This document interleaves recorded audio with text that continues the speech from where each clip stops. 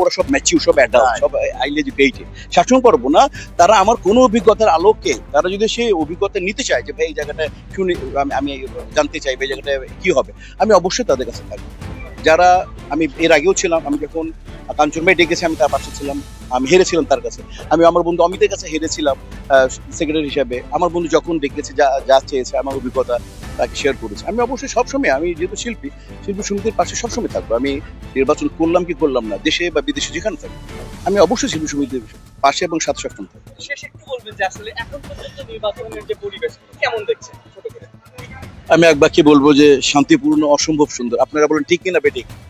আপনারা বলেন, আপনারা বলেন এর চেয়ে সুন্দর কি করবে? দেখেন গেটে কত সুন্দর একটা সিস্টেম করছে, আমাদের অক্লান্ত ভাবে পরিশ্রম করে যাচ্ছে আমার নির্বাচন কমিশন বোর্ড, কিবরিয়া ভাই, লিপু ভাই, যেটা আমার তারপরে বন্ধু খোরশেদ আলম খসরু, তারপরে নিশান ভাই, আর অ্যাপিল বোর্ডে ছিলেন ছোট্টু আহমেদ, স্টিল বসে আছেন, এই করতেছেন, কাজী হায়াত অ্যাপিল বোর্ডে আছেন, এবং বাদল খন্দ, সবাই দেখেন কাজ করতেছে।